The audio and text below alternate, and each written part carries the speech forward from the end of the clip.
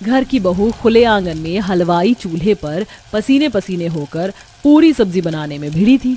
इसे एक परात के आटे के पेड़े बनाने में ही मैं तो पसीने में नहा गई। अभी तो पूरी बेलना भी बाकी है। ऊपर से इतनी तगड़ी तीखी धूप, मेरी हालत तो खराब हो गई है। गुस्से में लाल पीली पाखी पूरी तल रही थी कि तभी पति 50 किलो आलू का कट्टा रख जाता है। पाखी ये लो, मैं भंडारा आलू बनाने के लिए 1 बोरी आलू ले आया हूँ। तभी सास जेठानी साबुत मसाले धनिया मिर्च की बरनी लेकर आती हैं। पाखी बहू, भंडारा आलू खड़े धनिया और सूखी लाल मिर्च पर छौंकना, स्वाद बढ़ जाता है। देवरानी जी, सब्जी में मिर्ची का बुरादा ज्यादा डालना, तभी तीखापन आएगा। हाँ हाँ, मैं तो जैसे हलवाई लग रही हूँ, भंडारा खिलाने का ठेका ले रखा है। कितने ख्वाब देखे थे मैंने कि शादी के बाद अच्छी खासी मजे की लाइफ जीऊंगी, कैसे खाऊं, खानदान में फंस गई हूँ मैं। इतनी चिलचिलाती गर्मी में जब अकेली बहू को भर भर कर सब्जी पूरी बनाना पड़े तो गरम मसाले जितना तेज गुस्सा चढ़ेगा ही। इस पूरी खिचड़ी को समझने के लिए कहानी को शुरू से देखते हैं, जहाँ पाखी खाने की मेज पर बैठी थी। मम्मी, नाश्ता ले आओ, भूख के मारे मेरे पेट में चूहे कबड्डी खो खो खेल रहे हैं। ये भगवान, कितनी आलसी बेटी पैदा की है मैंने। बनाओ भी और परोस कर भी खिलाओ, ससुराल जाएगी तो क्या करेगी। केतकी गर्मा गर्म पूरी सब्जी लाकर परोसती है। आज मैंने नाश्ते में नमक वाली पूरी कचौरी और साथ में दम आलू की सब्जी बनाई है। चक्कर बता कैसा बना है। माँ, नाश्ते में इतना ऑयली खाना कौन खाता है। इस पूरी सब्जी में कितना तेल तैर रहा है। बंदर क्या जाने अदरक का स्वाद। रोजाना तो रोटी सब्जी खाती है, कभी कभार खाना बदल कर खाना चाहिए। पूरी पराठे खाने वाला ससुराल मिल जाएगा तो कैसे बसेरा होगा तेरा। माँ, जिसे पूरी खाना होगा वो खुद बनाकर खाएगा। बहुओं ने बनाकर खिलाने का होटल थोड़ी खोल रखा है। पाखी को पकवान बनाने और खाने से एलर्जी था। थोड़े ही दिनों बाद पाखी शादी होकर ससुराल आ जाती है, जहाँ जेठानी मधु आरती करती है। देवरानी जी, इस चावल के कलश को गिराकर गृह प्रवेश कीजिए। जी दीदी। कलश गिराकर पाखी ससुराल में कदम रखती है। तभी दोनों ननद काव्या और शालू चुटकी लेते हुए, मधु भाभी, आपके तो मन में मोतीचूर के लड्डू फूट रहे होंगे। छोटी भाभी के आने से आपको रसोई के काम धंधे से छुट्टी जो मिल गई। अरे इतने सालों तक बड़ी बहू ने तो सबको बनाकर खिलाया था, अब देवरानी से सेवा पानी करवाएगी। ये सुनकर पाखी मन में खिटपिट करने लगती है। ये सासू माँ तो जलेबी जितनी टेढ़ी लगती है, आते ही रसोई का झमेला मेरे सर मर दिया। पूरा ससुराल शादी की थकान के चलते आराम करने चला जाता है। इसी प्रकार पाखी का ससुराल में अगला दिन शुरू होता है। जैसे ही नहा धोकर बावर्ची खाने में वो आती है तो हर तरफ बोरी में आटा भरा पड़ा देखती है। किचन के अंदर तो आटे के कट्टे भरे हैं, जैसे कि आटा चक्की का गोदाम हो। आज तो मेरी पहली रसोई है, क्या बनाऊं खाने में। दिमाग में 36 तरह की चीजें घूम रही हैं। इतनी गर्मी का मौसम है, हल्के मसाले देकर मटर पनीर, शाही पनीर और साथ में सिंपल रोटी चावल कर देती हूँ। पाखी सब्जी बनाने के लिए पूरी फ्रिज छान मारती है। हद है, किचन के अंदर एक भी हरी भरी सब्जियां, पनीर वगैरह नहीं है। लगता है सब्जी खत्म हो गई है। तब तक आटा छान कर गूंथ कर फुलके सेक लेती हूँ। पाखी बोरी में से आटा छानने लगती है, तभी घर के मर्दाने आलू की बोरी लाकर रसोई में पटकते हैं। राम राम, कितना भारी आलू का कट्टा था, उठाने में हालत खराब हो गई। तभी पीछे से सास तेल का टीन और साबुत मसाला लेकर आती है। बहू, बोरी खोलकर आलू में हवा लगा दो वरना खराब हो जाएंगे गर्मी से। और मीडियम साइज के आलू सब्जी बनाने के लिए उबालने को चढ़ा दो। और पूरी के लिए 10-15 किलो आटा लगा लो। गर्मी में 10-15 किलो आटा गूंथने की बात से बेचारी बहू की सिट्टी पिट्टी गुल हो जाती है। 10-15 किलो आटे की पूरी कौन खाएगा। सासू माँ, मोहल्ले में भंडारा बंटवाना है क्या। तभी जेठानी मुस्कुराते हुए भेद खोलती है। देवरानी जी, किसी को भंडारा नहीं खिलाना। हमारा ससुराल खाते पीते घर से, खास करके सब लोग सब्जी पूरी खाने के बहुत ज्यादा शौकीन है, तो इसीलिए डेली हमारे घर में सब्जी पूरी का ही नाश्ता होता है। ये सुनकर बेचारी बहू का सर चकरा जाता है। पर जेठानी जी, कितनी भयंकर वाली गर्मी पड़ रही है और नाश्ते में तो हल्का फुल्का खाना खाना चाहिए। इतना तेल पककर पूरी सब्जी खाकर पचाना मुश्किल होता है। इस पर पाखी की सास दाना पानी लेकर चढ़ जाती है। बहू, हमारा पाचन तंत्र बहुत तंदुरुस्त है। हमें सर्दी हो या गर्मी, सब्जी पूरी ही हजम है। अब फटाफट से भंडारा आलू पूरी बना। जी सासू माँ, पूरी सब्जी खाकर तो चर्बी निकली पड़ी है, आज तो वाट लगने वाली है। चिड़चिड़े मिजाज में आलू चुनकर बहू उबालने के लिए चढ़ती है और बड़े परात में 10-15 किलो आटा लगाती है। तब 1 घंटे बाद दोनों ननद काव्या और शालू आती हैं। भाभी, माँ ने पूछवाया है पूरी सब्जी तैयार होने में और कितनी देर लगेगी? शालू, इतनी सारी पूरी सब्जी बनाना खिलवाड़ थोड़ी है। जरा तुम दोनों आलू छील दो और पूरी की लोई करवा दो। गर्मी से तपती रसोई का हाल देखकर दोनों ननद नौटंकी चालू करती हैं। भाभी, मुझे तो बिल्कुल भी गर्मी बर्दाश्त नहीं है, काव्या से करवा लो मदद।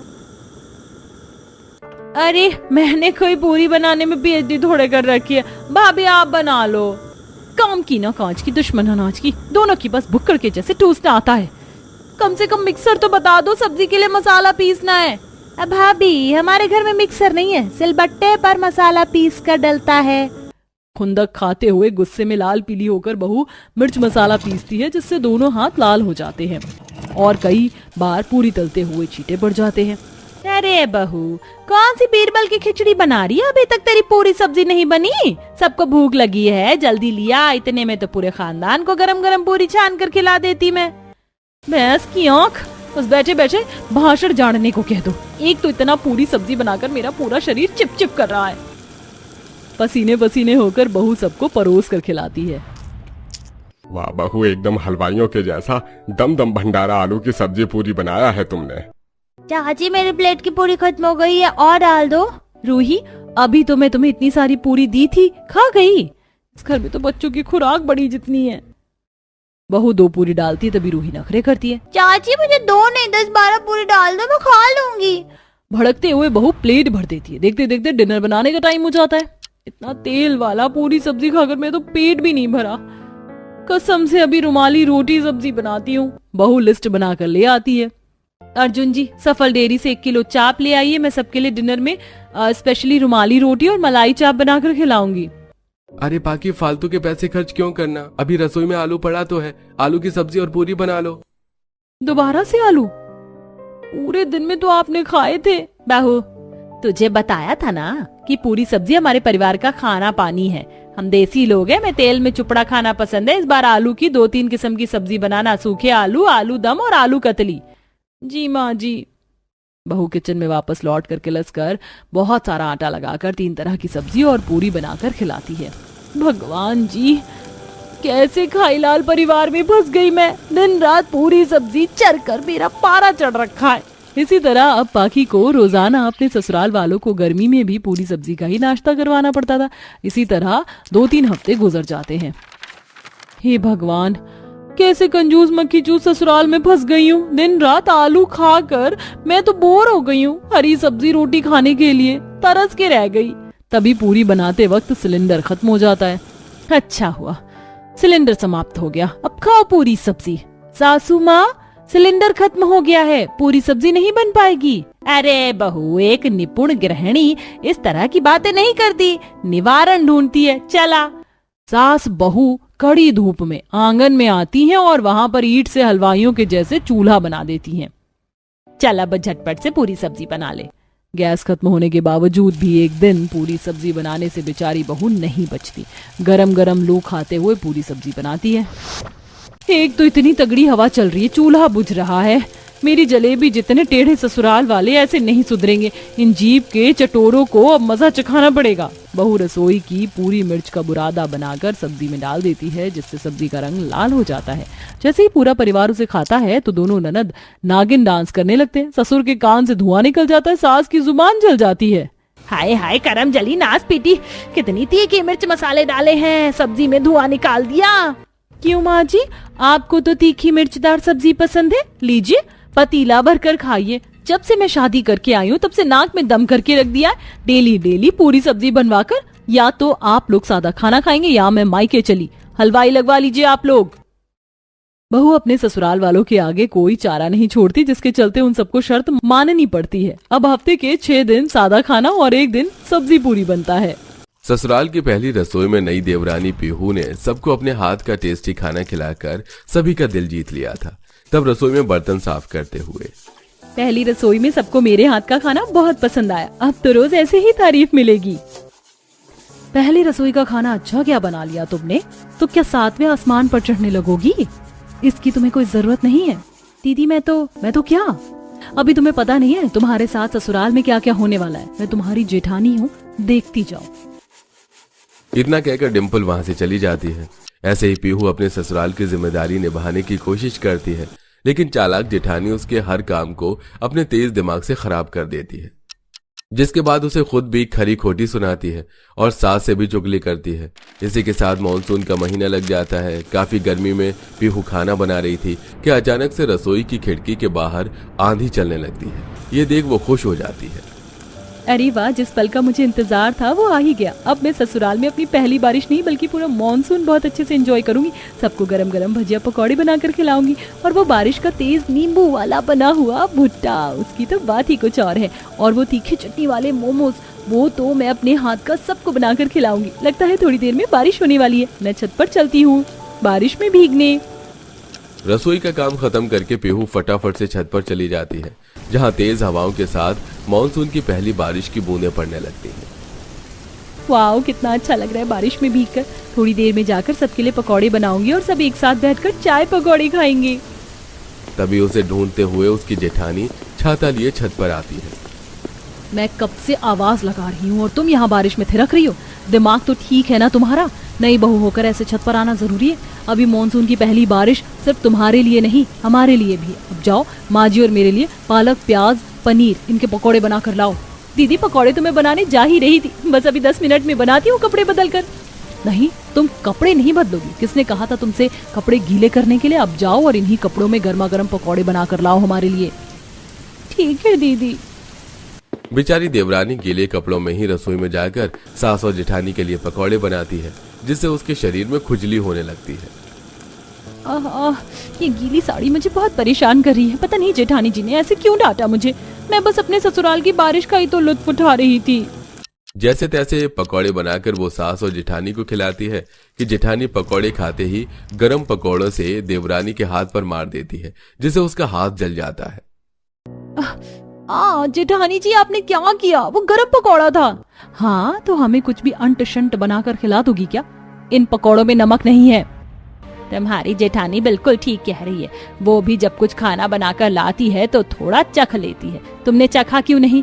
अब इसे यहाँ से ले जाओ और अच्छे से पकौड़े बनाकर लाना। आधा मूड खराब कर चुकी हो। अगर बारिश बंद होने के बाद पकौड़े लाई तो मैं तुम्हें छोड़ूंगी नहीं। सास के डांटने से पीहू की आंखें भर जाती हैं और वो दोबारा से पकौड़े बनाकर सास के लिए ले जाती है, जिस वजह से गीले कपड़ों में अब उसे सर्दी लग रही थी। लीजिए माँ जी, बहुत अच्छा करारे और चटपटे पकौड़े लाई हो। अब दफा हो जाओ, मुझे और माँ जी को खाने दो।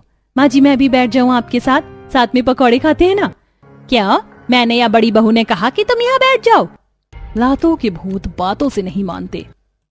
डिम्पल की तीखी बात सीधा पीहू के दिल पर लगती है और वो अपने कमरे में जाकर कपड़े बदलती है।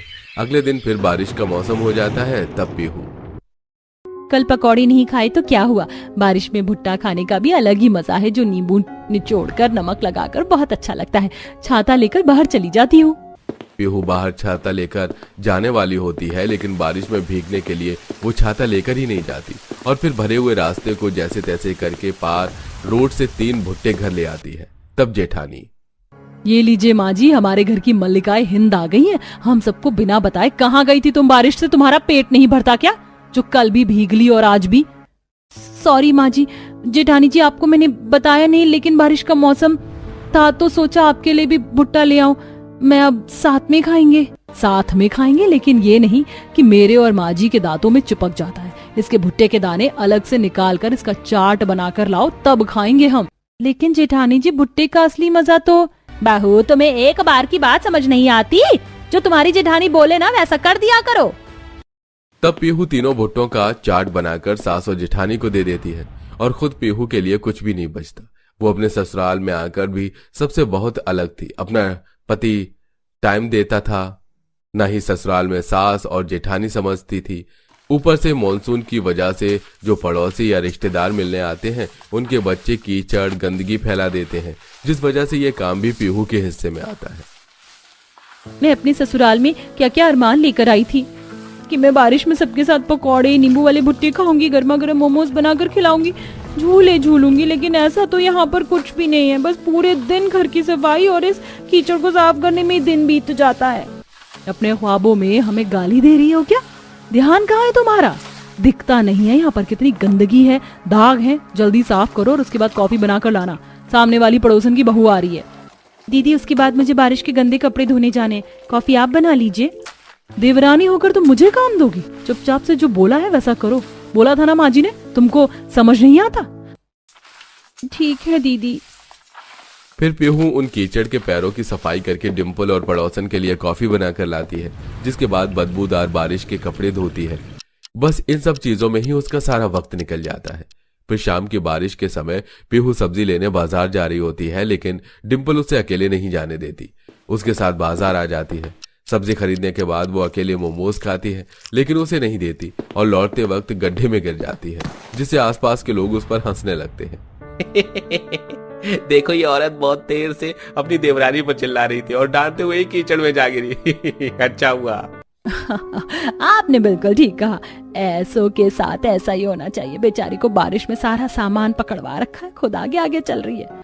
तुम लोगों की हिम्मत कैसे हुई मुझ पर हंसने की? और पीहू, तुम ये सब तुम्हारी वजह से हुआ है जो लोग मुझ पर हंस रहे हैं। घर चलो तब बताऊंगी। लेकिन दीदी मैंने कुछ भी नहीं किया। तब दोनों बहू घर पर आ जाती हैं। जेठानी सास को भड़काकर पीहू के बारे में बाजार की हरकत बताती है, जिस वजह से मीनाक्षी पीहू को और भी ज्यादा खरी खोटी सुनाती है और गीले कपड़ों में ही काम करने की सजा देती है। बेचारी गीले कपड़ों में रात का सारा रसोई का काम करके खाना खाती है, जिससे उसे अगले दिन बुखार आ जाता है। वहां भी डिम्पल उससे अपने पैर दबाती है। बस अब मुझे अच्छा लग रहा है, तुम जा सकती हो। कहा था ना ससुराल में तुम्हारी जिंदगी नरक बना दूंगी। शाम को जेठानी अपने फ्रेंड्स के साथ बाहर घूमने जाती है, लेकिन लौटते वक्त उसकी गाड़ी खराब हो जाती है और पैदल चलने पर डिम्पल वहां भी किसी गड्ढे की वजह से टकराकर गिर जाती है, जिससे पत्थर सिर में लगता है। बहुत घंटे तक वो बारिश में यूं ही पड़ी रहती है। तब देवरानी को घर पर फिक्र होती है।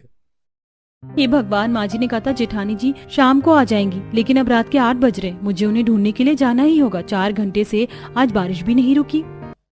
खराब तबीयत में अभी पीहू टॉर्च लेकर उसे बारिश में ढूंढने निकल जाती है। तब उसे अपनी जेठानी मिल जाती है और फौरन उसे वो अस्पताल ले जाती है, जहां होश में आने के बाद उसके घर वाले भी वहां पहुंच जाते हैं। डॉक्टर मैं यहाँ कैसे? आपकी देवरानी आपको यहाँ लेकर आई है। शायद आप 3-4 घंटे से बारिश में बेहोश पड़ी थी। अब आपका बुखार भी कम हो गया है। सच में आप बहुत किस्मत वाली हैं। क्या पीहू, तुमने मुझे बचाया? तुम मुझे क्यों ढूंढने निकली? मैं तो तुम्हें बहुत परेशान करती हूँ, उसके बाद भी तुमने मेरी रात में जान बचाई। मुझे माफ कर दो, मुझे अपनी गलती का एहसास हो गया है। दीदी आप जैसी भी हो, मैं छोटी हूँ, मेरा फर्ज बनता है आपके लिए सब कुछ करना, और माफी मांगने की कोई जरूरत नहीं है। नहीं छोटी बहू, डिम्पल बहू अपनी जगह सही है और मैं भी तुझसे माफी मांगती हूँ, क्योंकि मैंने तेरे साथ बराबर की नाइंसाफी की है। जबकि तू इतनी अच्छी है, घर का ख्याल रखती है, और उल्टा हमने तुझे बारिश में भीगने नहीं दिया, ना अपने साथ बिठाकर पकौड़े या कुछ और खाने की चीज का लाभ उठाया। लेकिन अब हम साथ में एंजॉय करेंगे, बस तेरी जेठानी ठीक हो जाए। जी माँ जी। डिस्चार्ज होने के बाद डिम्पल घर आ जाती है और जब वो ठीक हो जाती है तो अपने हाथों से सास के साथ रसोई में मिलकर देवरानी के लिए अच्छी अच्छी खाने की चीज बनाती है, जिसे तीनों छत पर बैठकर मजे से खाती है।